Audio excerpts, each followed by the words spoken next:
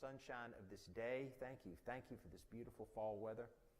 I also thank you for those servants gathered here. I pray that what we do and what we learn here may inspire us to serve you. I pray that you give us glad hearts as we build your kingdom in this world and bring us back together again and again in safety and in peace.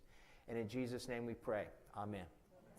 So those of you who have a Bible in your lap, I want you to turn to John chapter 2, the first verse. It's page 863 in your Bible. Page 863, John chapter 2, first verse. And we're going to hold it. That's the wedding in Cana. I want to begin by, first of all, reminding you all, I know I see some newcomers, of what we're trying to do this semester, which is to look at the Bible through the lens of water. I'm fascinated by how many stories have water within them. I think that water can somehow change the stories or change how we look at the stories. Lots of people want to read the Bible, but they just don't know how. And I think that this is a technique that might be fun for people to discover some old stories in a new way. So we're looking at today the wedding in Cana through the lens of water. So we'll see if we can see some water and find some water in the story itself. Okay, first of all, I want to begin with a little bit of a primer on the region of Galilee. We tend to think of the Sea of Galilee as the Galilee as the Sea of Galilee, and it is that. It's a beautiful, interesting part of the world. So this picture is a picture of the Sea of Galilee. If we look at my little hand-drawn map, this is the lake right here.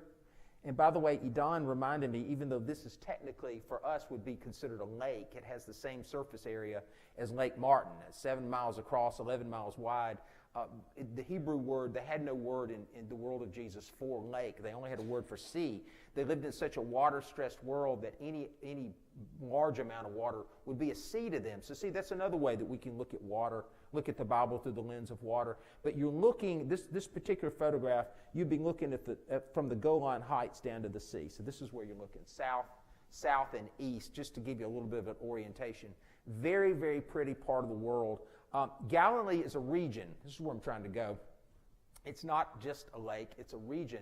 And it really comprises the lower Galilee and the upper Galilee. And the lower Galilee begins with the Jericho Valley, which is here, which is a very dramatic valley. It's the breadbasket of Israel, and it's sort of the entrance, if you will, it's a super highway really into Syria. It's an entrance into what we call the Fertile Crescent. Lovely part of the world. If you've ever seen the Shenandoah Valley, it looks like that, about 10 miles wide with mountains on either side, and it's pretty. But the lower Galilee begins north of the Jericho Valley, and it's hilly. It's very hilly. Hilly like the beginning of the Appalachian Mountains, hilly. And then when you get to the upper Galilee, which runs north into southern Lebanon, would be today, it's very mountainous, with Mount Hermon at the top. Here in the top northeast corner at about 10,000 feet. And we took a group to Israel in May, and there was still snow on the top of Mount Hermon. And there are ski resorts there. So if you're tired of going to, I don't know, Snowmass or something, you could go to Syria and ski. But just a thought. But they do have, I think they have pretty good snow on there. Okay, so the Galilee is an area. It's fascinating because also, and this was my attempt at a topo map, right? But this is a crack in the earth called the Jordan Rift Valley, which is part of the Great Rift Valley, which begins in Ethiopia and runs all the way into what would be Syria today. It's the lowest place on planet Earth, and it's where two tectonic plates of Africa and Asia meet. And what's really cool about this whole world is that the Sea of Galilee is an African lake. Technically, it's on the African continent, which means it has bougainvillea and bananas and African fish and all that stuff. But you go 1.5 hours north, and it's brook trout and cherry trees. It's crazy, crazy biodiverse. The way I like to describe the biodiversity of Israel is I want you to imagine the state of Alabama, because they have about the same landmass.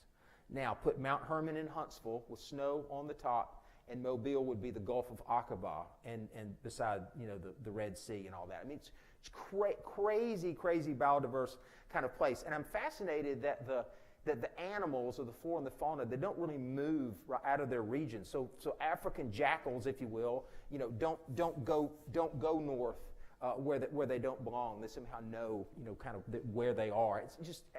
That's just part of the fun of going over there is learning about this world, this land that we call the Near East. It's really, really fun.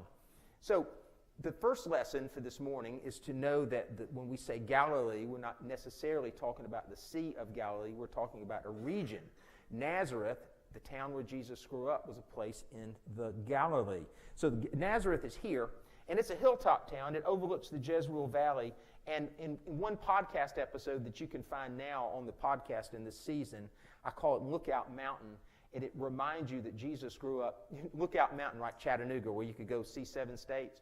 Jesus grew up seeing 7 Bible stories or more, because much of the Old Testament happens in this area right here. So Jesus, even as a child, grew up learning the stories and seeing where those stories took place. So that's also kind of the fun of the region of the Galilee.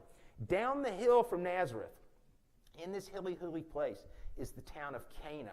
I've got a picture of it, and this is pretty much what an Arab village looks like in the Galilee. It's sprawling, it's congested, traffic is terrible. I mean, stop lights mean nothing. I mean, it is just as far as driving goes, it's the Wild West when you get in there. But Cana's a neat little place with some friendly folks. I have a good friend from Cana, and he's a coach driver that I love to use. He owns his own company, and it's called Cana Bus Tours.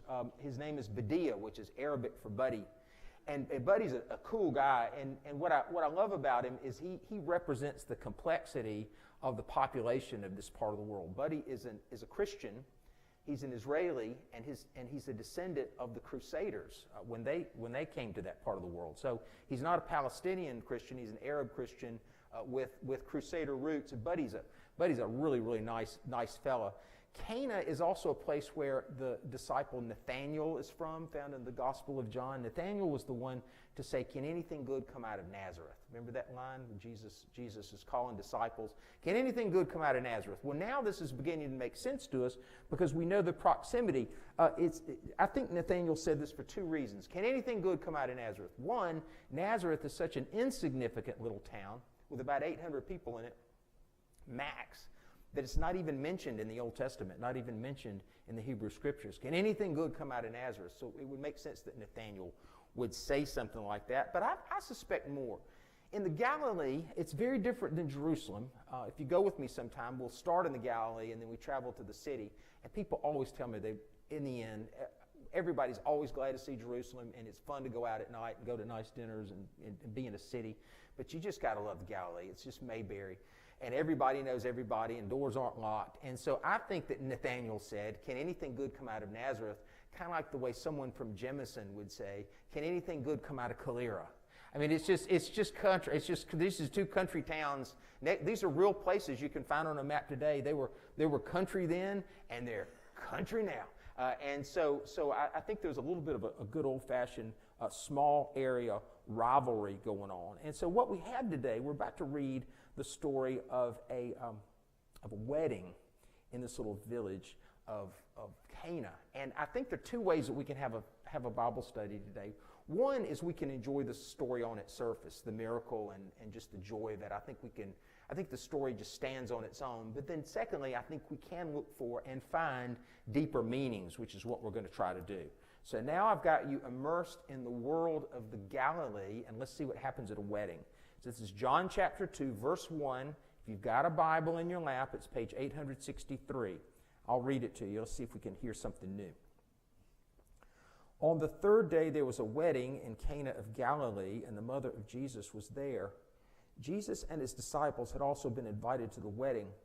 When the wine gave out, the mother of Jesus said to him, "They have no wine." Jesus said to her, "Woman, what concern is that to you and to me? My hour has not yet come." His mother said to the servants, "Do whatever he tells you." Now standing there were 6 stone water jars for the Jewish rites of purification, each holding 20 or 30 gallons. Jesus said to them, "Fill the jars with water." And they filled them up to the brim. And he said to them, "Now draw some out and take it to the chief steward." So they took it. When the steward tasted the water that had become wine and did not know where it came from, although the servants who had drawn the water knew, the steward said to the bridegroom and said to him, "Everyone serves the good wine first, and then the inferior wine after the guests have become drunk. But you've kept the good wine until now." Jesus did this, the first of his signs in Cana of Galilee, and revealed his glory, and his disciples believed in him. Okay, so I've got a wedding story. I love to tell this story. This is a story about my son. My son's a funny kid, and when he was in the third grade, we were living in Decatur, and for Vacation Bible School, we decided to have a little wedding, because children, unless they're in a wedding, they never get to go to a wedding. Now, I'm not sure what we really learned by all this, but we just wanted to have a little wedding. And so we had a little bride, a little groom. I remember the little bride was thrilled. The little groom was not. We had little groomsmen, had little bridesmaids. We had a reception in the fellowship hall with sparkling grape juice, cake, that kind of stuff. It was something to do for VBS. It was cute. Anyway, my son was the father of the bride. And he stood in the back of the church and he said really loudly, "I can't believe I have to pay for all this," right? So, right, and I know that's funny because we know how weddings work, right? We watch, and what we realize is our children are watching, right? They're watching everything we do. So because we know how a wedding works, we're sort of inside, we're in the joke. Well, I think to get the most meaning out of the wedding at Cana, we need to enter their world and see how their weddings work as well.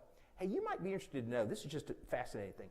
Weddings are huge at St. Luke's right now. I mean, they're a big deal, and it's a post-COVID kind of thing. I suspect that lots of ministers are experiencing this right now. We're doing weddings pretty much all the time, including during football games, which I know I mentioned that in a sermon today, but I mean, that would have never happened pre-COVID.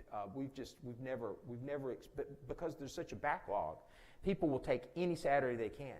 And I have a friend who owns a clothing store in Montgomery, and he is a big retailer, high-end retailer. He's got a store full of suits. And I said, "George, well, who are you selling all these suits to? Because people don't necessarily wear suits to work anymore." He said, "Oh, it's all weddings. It's all wedding business. I'm just basically just a wedding store." So isn't that fascinating that weddings are one of the things that people have grabbed onto in post-COVID disruption, and they seem to be bigger. The receptions seem to be bigger. The money seems to be. For those of you with daughters, just hang on. I did one last December. It was wow. But just get over it. So weddings are a big part of they're a big part of our world, probably more than we know. Well, they were a big part of their world and the world of Jesus as well. So we've got Cana as a backdrop. And let me tell you about a wedding here and what it reveals as we read about it in John chapter 2. Let's notice some things as we look at the story. Notice that Mary had something to do with the arrangements. She says to Jesus, "They have no wine." Okay, so she's concerned. This is not their wedding. They are attending that wedding, and yet Mary has something to do. She's worried about the wine running out, and she has authority over the servants. Did you know that? Do whatever he tells you, she says. Now, we could understand this on a couple of levels. First of all, if you were to go to the wedding we had last night at St. Luke's, there are many women in the narthex who must be obeyed. It's just how it works at St. Luke's, Diane. It's what you do. I mean, they're there. They know what to do. They know what to tell you what to do. And it's like, "Rich, get over here." I'm like, yeah. And because they are large and in charge, and they know how it runs. And so this is a funny story to tell you. I mean, even as we film this, the wedding last night, the couple were from Dallas. And Cornelia grew up here in this church, and she always wanted to be married at St. Luke's, and I'm really honored that they came home. Well, her groom is from South Texas somewhere, and they all went to Austin, and we had kind of a hard conversation about all that before the wedding. But anyway, the boys all came in with matching Stetson cowboy hats. And I thought, now that's cool. That's a Walker Texas Ranger cool, right? I mean, I liked it. I think it was hip. But the wedding director said, there's a no hat rule at St. Luke's. You cannot wear a hat inside of St. Luke's unless you're a woman in an Easter hat. There's a no male hat rule. And I thought, where's there a hat rule at St. Luke's? I thought the cowboy hats would be cool. And she said, the mother of the bride doesn't want them. I thought, oh, okay, great, no hat rule. So, there's. What's neat about this story of the wedding in Cana is it's a very homey story. It's a story we can relate to, right? Because of course, Mary was worried that there was no wine. I think there's something deeper here, though, and I'm playing with an idea, and I'm going to play with it with y'all just a little bit, knowing that I'm still forming this idea. This is too important not to share, but it's also so important that I'm not quite finished with it. That is, I'm thinking about the role of Mary in the story and how unappreciated Mary perhaps may be. Now, I know what the church has done with Mary's story, and Mary has been revered and needs to be revered as not only the mother of Jesus, but the chief intercessor and all these things that we revere Mary, because Mary did something that no one else in human history would ever do, which is to bear God. I mean, that's just amazing. But I want to take something a little more intimate, perhaps, and a little more revealing, and that is Mary's origins. Remember that Mary, in Luke's gospel, Mary goes to visit her cousin Elizabeth. And Elizabeth lived somewhere very close to this. This is a neighborhood in Jerusalem called Ein Kerem. If she didn't live in Ein Kerem, she lived in another one. And when we talk about the world of Jesus, and we talk about the priesthood or high priests or the Levitical priesthood that was handed down, I need for y'all to understand that in a world of haves and have-nots, or in a world of a few haves and many have-nots, the priestly class were haves. They lived in gated communities. They had inherited money. By the way, this is a world where you only married within your tribe. This was also very carefully spelled out in the Torah, where you stayed within your people, so that these tribes would hand down, if you will, priestly appointments. They lived in palatial houses that looked like Roman villas, but still staying within the law. Mosaics, they had their own running water. I mean, just crazy. So they had water for ritual baths in their own home. In Nazareth, you only had one ritual bath, and the whole neighborhood shared it. I mean, in a world that's water-stressed, water is luxury, if you will. And so Mary's kinswoman, Elizabeth, is very traditionally from this place. There is a church dedicated to John the Baptist, which would be Elizabeth's mother, in this town of Ein Kerem. So I want to tease your imaginations for just a minute and tell you that Mary was a girl, betrothed. They were usually betrothed at 13, living in Nazareth, betrothed to Joseph, who we assume is an old man because he disappears in the story. I'll say some more about that in a minute. And she lives in Nazareth, which is a hilltop town in the Galilee of 800 people. The fields and the farms down here were pretty much owned by absentee landlords and farmed by sharecroppers. I want you to think of the smallest, most backwateriest rural place with no form of visible income that you can think of in the South, and those aren't hard to find. I want you to think about a place where maybe the mill closed down 100 years ago and it just never has gotten back on its feet. I want you to think about a place that is not pretty and perhaps affected with despair, if you will. I mean, Nazareth would be that kind of town. So now I want you to look at that picture of Ein Kerem, which looks like an over-the-mountain community in Birmingham, which it is, in effect, and say something happened to Mary. Something happened to Mary's family.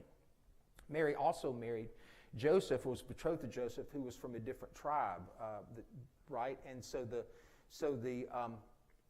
you weren't supposed to marry outside of your tribe. If you did, you didn't have any inheritance to give them. So Mary didn't have anything. Mary's on her back heels. And so God chooses someone who's experienced some sort of distress. Nazareth is not an aspirational place to live. And so God took someone who already knew great hardship and great pain and great toughness, even as a 13-year-old, to say yes to the promise. It's remarkable to me. I mean, it makes me fall in love with Mary so much more. And for a Protestant person, I think that's an important thing to do. I've always loved her. I've always thought she was cool, but I'm really in love with her now because this is a really tough little girl. Something happened to that family. That's where I'll just land with that. And so I'll say some more about Mary in just a second, but you notice that in the story, she has an authority over the servants.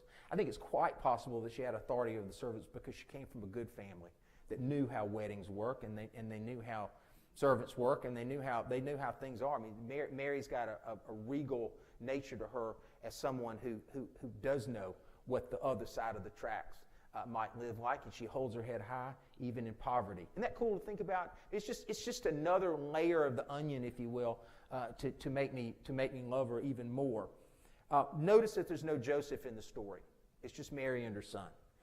As I mentioned before, presumably he's already died. That's why in our nativity sets, our creches, usually Joseph, or stained glass windows, Joseph is portrayed as an old man with a stick.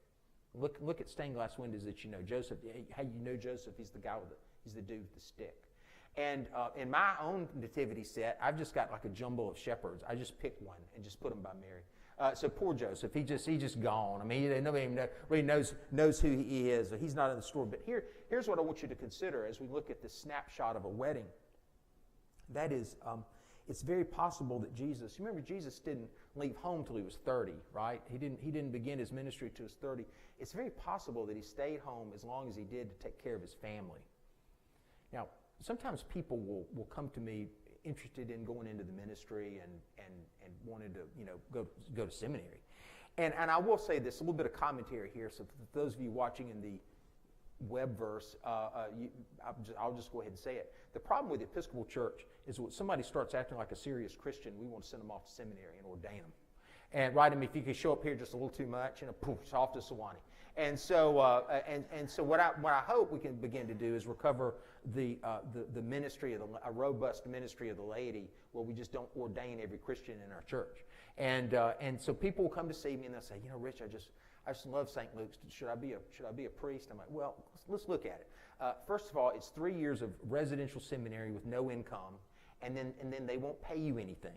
So can you swing that, and can y'all eat? And it's an important financial consideration. Same here with Jesus. It's quite possible. I want to tease your imaginations to say that there are economic realities in the Bible that they don't go away. Jesus has got a mama and step brothers and step sisters and people to take care of. It's quite possible that he worked as a laborer. The traditional word we call carpenter is tekton, which means laborer.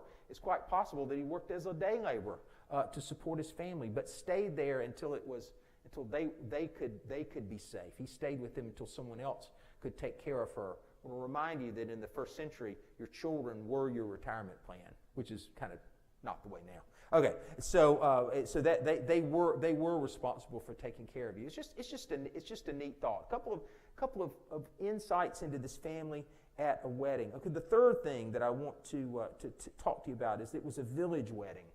Now, Cana is a little place. Everybody knows everybody, and weddings are going to be a big deal in a place like Cana.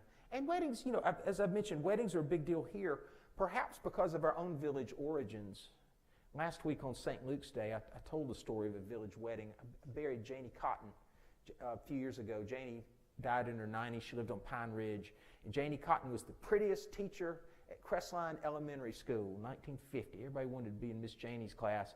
And Janie was engaged to Brooks, a medical school student. Janie wanted to get married in her church, which was, unfortunately for her parents, a farmhouse where the O'Neill Library stands today with Sunday school class and the fire station across the street. She wanted a wedding in her church. They were St. Lukers, and so they cut bows from trees and made it pretty and prettied it up and put a wreath on the door. And it rained that day, and rain was coming through the roof and leaking, and people were sticking their heads in the windows looking to see what the heck was going on. She said she never forgot it. She said it was the most beautiful wedding she'd ever seen. It was everything she'd ever hoped for, and her mother was scandalized because Crestline was a country wedding. Isn't that sweet? So maybe that's why weddings are fun here, because we have country weddings. And country weddings are fun. Country weddings mean that the whole town is invited. In the case of Cana, a wedding would start on Wednesday night. It would go for a week. And they would feast, and this might be, if you're really, really poor, which these people would be living in the Galilee, this might be the one time you get to eat meat. Right? You wouldn't have meat in your diet very often, but so a village wedding would be something that you would all turn out for. They didn't have a honeymoon in those days. What they did is the couple would be paraded through the village by torchlight, and they would be dressed like a king and a queen. Isn't this fun? And then everyone coming to visit them through the week would be their courtiers, and they'd make a big deal.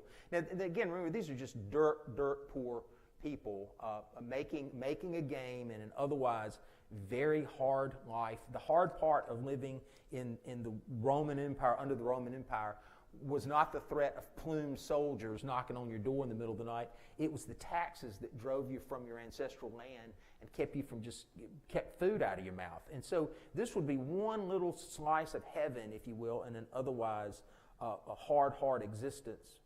But we also see a problem. Now, if you were to read John's Gospel just read it as a whole, read it as a story, you'll see that Jesus, by the time you get to the wedding in Cana, has picked up some disciples. He's picked up 5, actually.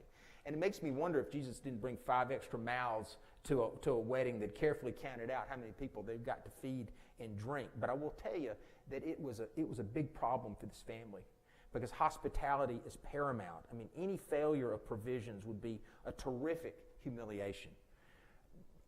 You can test this, by the way. We have Arab restaurants in our city, like Macario's. You ever taken food home in a box from Macario's? They give you so much food. I mean, it's like a small salad is bigger than your head. And they do this. And then we also have a family here, Palestinian family, the Salem family. And Futine used to feed me. For years and years, for those of you new to St. Luke's, we have Mediterranean food on Palm Sunday. We've always have, but she used to make it for us, foods that Jesus ate. And what she would do is, she knows I'm a foodie person. She would have a test kitchen for me the week before. It was amazing. However, in order to go to her house to eat, I would have to fast for a day, because it was like being hazed. I mean, just when you thought it was finished, your mouth was wet and grease and everything, and she'd say, "Now would you like lamb?" It's like, really? But if you didn't eat it, she'd be mad. And so you of course, it was delicious, but you just roll me out of there. That is the Middle Eastern. I mean, that's the Middle Eastern way, and they're running out of wine. Okay, notice this. We're in their world now, right? We've taken a deep dive into weddings at Cana. Jesus replied, "Woman, what concern is that to you and me?"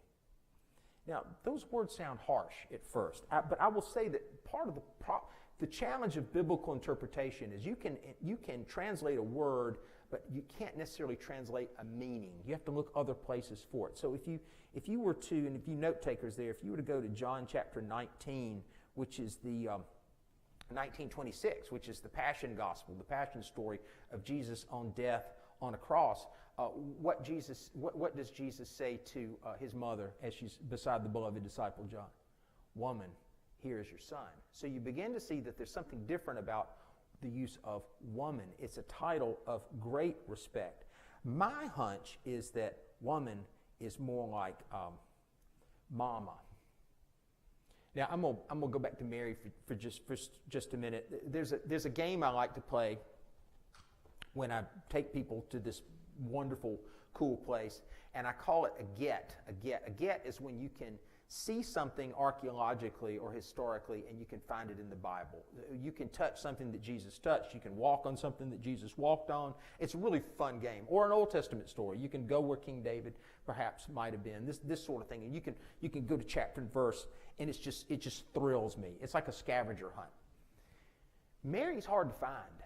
Mary is shadowy. She's in the background. She's in the background of things. I mean, even in Nazareth, over the magnificent Church of the Annunciation, it's built over a first-century building that traditionally is the place where the angel came to offer her the challenge. Will you say yes, right? But there's no way to know. Now, because Nazareth is so small, it's cool. It's like pitching horseshoes. You know that Mary probably saw that house, or she could have walked by that house or even been in that house, right? Jesus would have seen that house. So that's a get in itself, but Mary's hard to find. Even in Bethlehem, the magnificent church of the Nativity is built over a series of caves, and it could be any cave down there. As a matter of fact, when the lines are really, really long to go down to the traditional spot with the little star where you can stick your hand and touch the spot, there's no way to know for sure.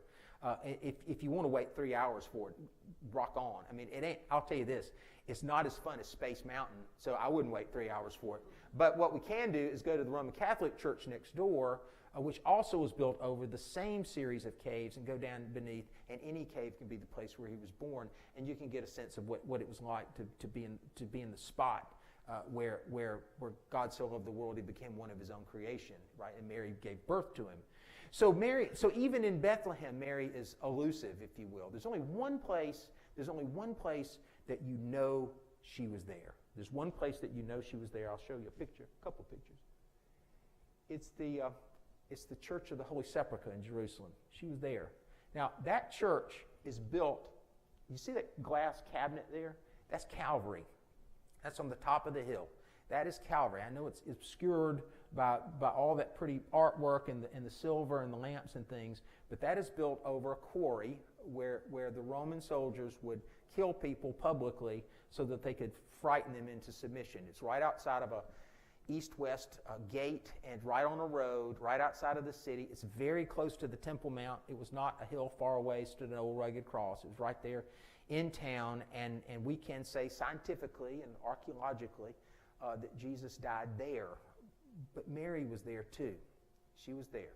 Just as she was always there. Just as she was there for her boy again and again and again. I think Mama was always in the shadows, making sure that he had what he needed, that he was going to be okay, and even here asking for a favor at a wedding. I just think it's remarkable that the one place you can find Mary is where he died.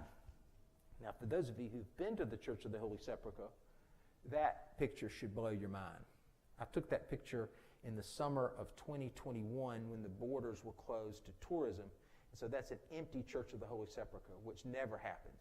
What you normally would see if you looked over that balcony, over that courtyard, that's the traditional anointing stone of Jesus where Jesus' body lay. It's not. I mean, it's just a traditional thing. It comes, I think, from the 19th century. But faithful people wipe cloths on it and cry over it, and they've made it holy with their tears. But what you would normally see are hundreds and hundreds and hundreds of people all packed in shoulder to shoulder. It's you never see that empty, which I just think that's a neat picture. If you've been there, you just go, whoa, yeah, when'd you do that? So that's looking down from Calvary. She was there. And then there's water in the story. I told you we're going to find water in all the stories that we learned.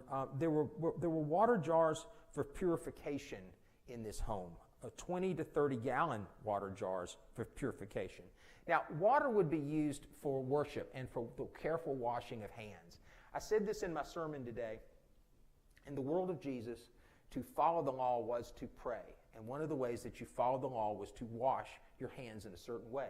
You'll see this in Israel today if you go to a practicing Jewish establishment, whether it's a brewery or a restaurant or a gas station, there will be a cup beside the lavatory so that you can fill the cup and pour the water over your hands and let it drip down, and pour the water over your hands, and then pour the water over your hands and let it drip down and let it drip down. This was a form of prayer. It was very important to them. And it's fascinating to me that in a water-stressed world, they would revere and use water as a part of their prayer. I mean, water, it's no stretch to say that in this world, water is money. So they're pouring money on their hands. It's very important to have that perspective when you think about this. Also notice that these huge jars for purification were filled to the brim with water, which means that nothing else could go in. And it's here, at a Galilean girl's wedding, that Jesus performs an extraordinary miracle in an ordinary place. So what does that mean that I just said that? What does it mean to have an extraordinary miracle in an ordinary place? Well, I think that the wedding at Cana is a lesson in joy when it comes to God's plan in our life.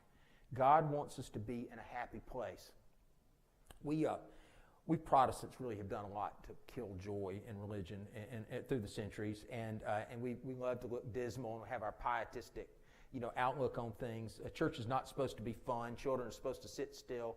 I mean, I think part of the magic of St. Luke's right now is that we've captured some joy in a world that doesn't have a lot of joy in it sometimes. I mean, just look at your news feed. Just don't, and come here, right, and get a donut and let the kids run around. This is a place where there's smiles and laughter in a world where we need smiles and laughter, and I believe that's a God-given thing. That's not a small thing that I'm saying. I do have a funny story though, because we are creatures of habit. Y'all remember Mary B. when Mary B. worked here? Mary B. loved to experiment with the liturgy, which is most Episcopalians don't want you to change anything when it comes to worship ever. And so one Easter, Mary B. said, "Hey, Rich." And she just being enthusiastic. She'd gotten out of seminary a couple years before, and she learned a cool thing. During Easter, which is 50 days, not a day, but during the season of Easter, you don't have to say the confession in the liturgy. You don't have to say it because it's Easter. It's joyful. 50 days, not supposed to be sad. You've been sad for 40 days of Lent. You get 50 days of Easter. Easter is a party. So she took the confession out. Well, there was a person at the early service that it just completely undid them because they didn't have the confession in the service. I'm mad. I'm laughing at some of us who go to older kind of churches that, you just wouldn't do it. And so she came up, she endured it for about 3 Sundays. She couldn't take it anymore. So she caught me in the narthex and she said, "Where is the confession of sin?" And I said, Easter is a season, and this is a time of joy. We don't have to say the confession. She went, come on, how long is Easter? Right? Isn't that fun? I love that line. How long is Easter? All right. No, the religion of the Bible is festive, and it is Easter, and it is joyful, and it is funny, and we shouldn't compartmentalize our joy. Our lives are meant to be enjoyed this way, and God is meant to be enjoyed this way. And so what I want you to consider is that holy water became holy wine. Look at where it happened. The miracle didn't happen in a church. It didn't even happen in a synagogue. It happened at somebody's house, which means that the most important religion happens at home. We don't need to compartmentalize. Sometimes somebody will want to tell me something, and they'll say, well, go on, tell me. And they'll say, let's go outside. I'm like, you can tell me in here, too. I'm just telling you, God's going to hear it out there just as well. So don't run, if you will. And there's something else I'll say about the wedding at Cana, and then we'll stop and see if we have time for questions. I don't believe for a minute that this story has some salvific consequence for us. I don't think that this is a cosmic miracle. I don't think there's anything more than a family was facing embarrassment, and Jesus turned what could have been a painful time into a time of joy. I think their small concerns meant a lot to God, and our small concerns mean a lot to God. I mean, everyone can do the big thing, but can we do the little things for other people? This is a goofy example, but it happened. I told the men's Bible study this. It happened to me a couple weeks ago. I was in the airport, and this woman was on her iPhone, and I'm also of the age where I probably use about half my phone. I don't use it probably the way it should. And of course, I'm also shunned on staff because my phone still has a button, which is like so uncool. It's just like having a rotary dial phone, right? And so anyway, this woman was reading her phone in the airport, but her flashlight was on. They were happy. You shine. And so she's like blinding everybody around her, but nobody's saying anything. Nobody's.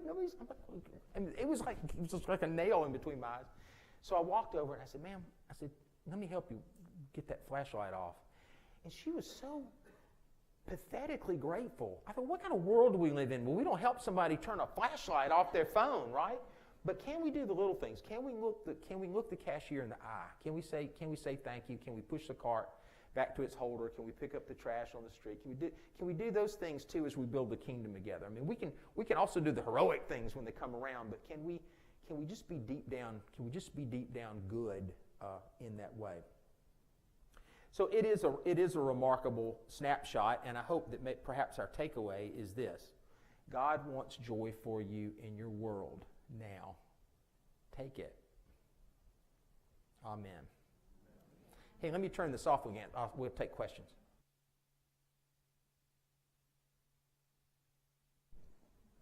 It said that the disciples noticed that he did this. Did the other